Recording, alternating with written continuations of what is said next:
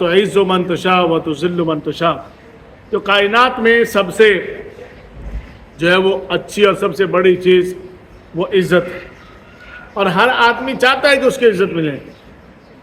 کوئی آدمی نہیں چاہتا کہ ذلت کا طوق اس کے گلے میں ہو. تو جو ہے وہ ہر آدمی چاہتا ہے. تو اگر کوئی باعزت ہے تو اس میں اس کا کوئی ذاتی پھر کمال نہیں ہے. اگر کوئی ذلیل ہے تو پھر اس میں اس کا کوئی قصور نہیں ہے.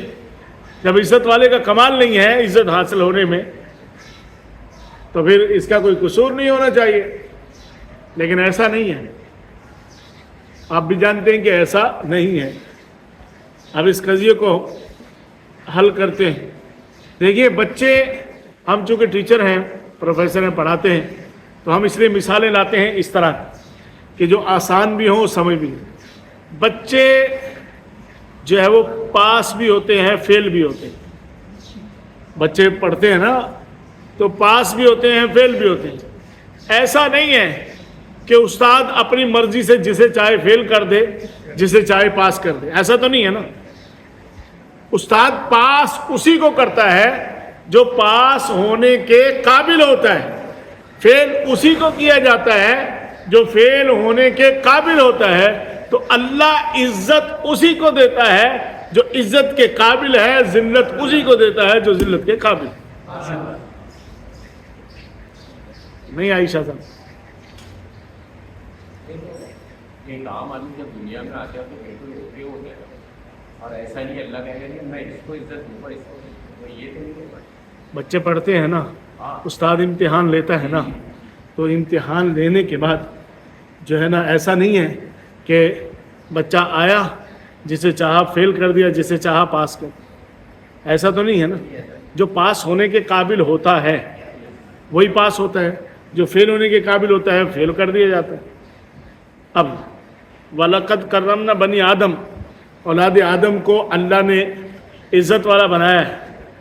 اب اس کے بعد اس کا امتحان، اب اس امتحان میں جو عزت کے قابل ہے اس کو اللہ نے عزت دی ہے، اس کی غریبی امیری نہیں دیکھی.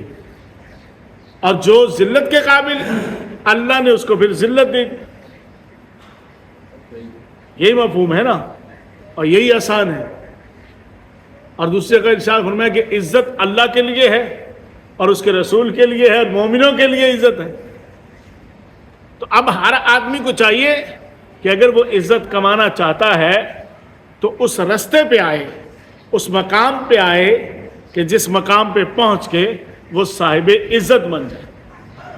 اگر نہیں تو پھر ذلت کا طوق اس کے گلے میں ڈلے گا. تو انسان مجبور محض نہیں ہے، انسان مجبور محض نہیں ہے کہ بھائی اس نے ذلیل ہو رہا ہے تو اس میں اس کا کیا قصور. اللہ جسے چاہے عزت دے دے، جسے چاہے ذلیل کر دے، تو اس میں بندے کے کیا. تو عزت کے جو لائق ہوتا ہے اسی کو اللہ رب العزت، کہ اس نے اپنے علم ازلی سے جانا کہ کون عزت کے لائق ہے اور کون ذلت کے لائق ہے. اس لیے کسی کو موسیٰ علیہ السلام بنا دیا تو کوئی فرعون بن گیا. فرعون کے کارنامے تو آپ دیکھیں، وہ ذلیل ہونے کے قابل، ابو جہل ذلیل ہونے کے قابل، نمرود کی حرکتیں اس کو ذلیل و رسوا کروانے کے قابل. اب مرزا صاحب جو ذلیل ہو رہے ہیں نا، سوشل میڈیا میں لوگ ذلیل ہو رہے ہیں، تو یہ ان کی حرکات کی وجہ سے ہے. اب وہ بھی کہتے ہیں کہ لوگ یہ اللہ جسے چاہے عزت دے، جسے چاہے ذلت دے، کہ اگر میں ذلیل ہو رہا ہوں سوشل میڈیا پہ تو بھئی اس میں میرا کیا قصور. نہیں، جو صاحب جو عزت کے لائق ہے اسی کو عزت ملے گی، جو عزت کے لائق نہیں ہے اس کو عزت نہیں ملے گی. یہی ہے تقسیم خداوندی. تو آج کا ہمارا جو مفہوم تھا وہ اسی سے ریلیٹڈ تھا کہ بندے اپنے پاس سے ہی مفہوم نہ نکال کے گھومیں کہ لو جی اب ڈنڈی مار دی ہے، ڈنڈی مار دی ہے تو آدمی اس میں کہ لو جی یہ تو اب اس میں میرا کیا قصور ہے. تو اللہ نے جو ہے وہ مجھے وہ ذلیل کیا ہے، تو اللہ تعالیٰ جو ہے وہ جو ذلیل ہونے کے اس پہ ہوتا ہے اس کو ذلیل کرتا ہے. بالکل اس مثال سے میرے خیال میں بہت آسان مثال تھی کہ بھئی جو ہے نا بچے پڑھتے ہیں، کوئی پاس بھی ہوتا ہے کوئی فیل بھی ہوتا ہے. تو یہ استاد کی مرضی نہیں ہوتی کہ جس کو چاہے پاس کر دے، جس کو چاہے فیل کر دے، اس کا پورا پیپر ہوتا ہے نا، تو پیپر ری چیک کروا لے، پیپر اپنا ری چیک کروا لے. اور کئی لوگ ری چیک کرواتے ہیں جن کو ڈاؤٹ ہوتا ہے، تو ابھی کوئی جو ذلیل ہو رہا ہے وہ اپنا پیپر ری چیک کروا کے دیکھ لے. جب ری چیک کروائے گا اپنا پیپر تو اس کو کرتوتوں کا پتہ چل جائے گا. تو یہ سارا کچھ ادھر اس کھاتے میں ڈالنا یہ نہیں ہے، بلکہ جو ہے وہ انسان کو انسان بننا ہے. اور اللہ رب العزت کی بارگاہ سے تو یہ کتنا بڑا انعام ہے. وَلِلَّهِ الْعِزَّةُ وَلِرَسُولِهِ وَلِلْمُؤْمِنِينَ. عزت اللہ کے لیے ہے، عزت اس کے رسول کریم صلی اللہ تعالی علیہ وسلم کے لیے ہے. عزت جو ہے وہ مومنین کے لیے ہے کہ مومن عزت کے لائق ہیں تو اللہ ان کو عزت عطا کر رہا ہے. تو اب جو کافر مشرک جو عزت کے لائق نہیں ہے وہی ذلیل و رسوا ہے. اب مومن مسلمان آج کا جو ذلیل و رسوا ہو رہا ہے کافر کے آگے، تو وہ اپنی حرکات و سکنات سے ہو رہا ہے، اپنی لائن آف ایکشن سے جو ہے نا وہ ہو رہا ہے. اس لیے اسے چاہیے کہ وہ جو طریقہ ہے جو شریعت مطہرہ نے قواعد و ضوابط بنائے ہیں ان کا پابند ہو جائے، پھر اللہ رب العزت ساری عزتوں کے دروازے اس کے لیے کھول دے گا. تو کائنات میں سب سے اہم سب سے بڑی چیز جو ہے عزت ہے، اور ہر آدمی عزت ہی لینا چاہتا ہے.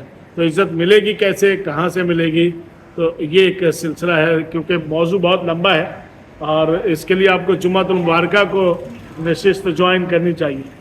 ابھی دیکھیں نا اس جمعۃ المبارکہ کو اتنا زبردست اور اتنا تگڑا بیان تھا، لیکن آپ نے سنا اور چلا وہ ریکارڈ میں آ جاتا تو بہت اچھا ہو جاتا. ہمارے جمعے کے بیان ریکارڈ میں نہیں آ رہے، تو اب کیا ہے کہ آدمی دوبارہ بھی اس کو سن سکتا ہے، کوئی اور بھی سن لے، اس کا بھی جو ہے وہ بھلا ہو جائے.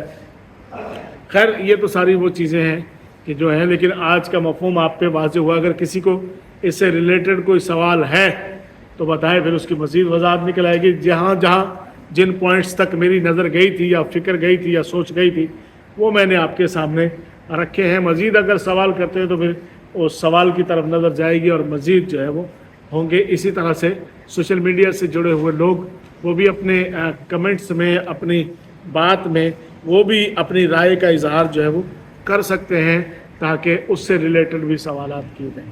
جی کسی کو کوئی سوال ہے؟ جی کوئی سوال نہیں. آمین. اللہم صلی علی سیدنا مولانا محمد وعلی آلہ وصحبہ وسلم. صلاۃ و سلام علیک یا رسول اللہ.